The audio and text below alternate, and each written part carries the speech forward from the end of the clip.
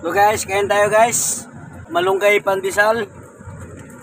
Ang sarap ng pandesal dito guys sa T.S. Cruz Subdivision sa Las Piñas.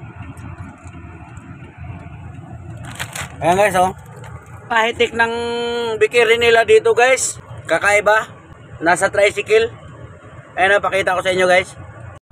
Kakaiba yung bikiri na to guys Ang galing. Ang sarap pa ng pandesal nila guys. Ayan. Cheese pandesal, malunggay pandesal. Yan, ang galing ni kuya.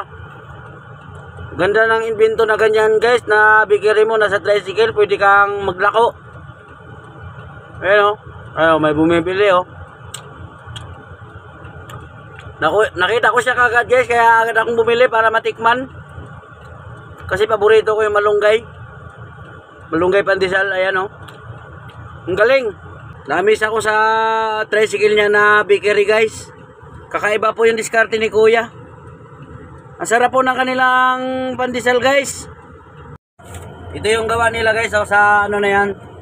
Sa mobile pandesal. Nakalagay na yung bikiri sa tricycle. Sarap. Kamo. Dumarami na yung customer na naman ulit ni kuya guys. Ganda ng kanyang negosyo. Malakas, madaling mabinta. Kasi bukod dyan, masarap din po talaga ang kanyang pandesal. Dahil natikman ko ngayon lang guys, talagang sobrang napakasarap, malasa. Malambot siya guys, hindi siya matigas. Kahit malamig na. Mabinta po dahil masarap. Yan ang magandang negosyo. Nasa tricycle lang. Pwede siyang lumipat, pwede siyang pumunta kung saan mayroong mga pista-pista guys. Dahil bikiri niya tumatakbo.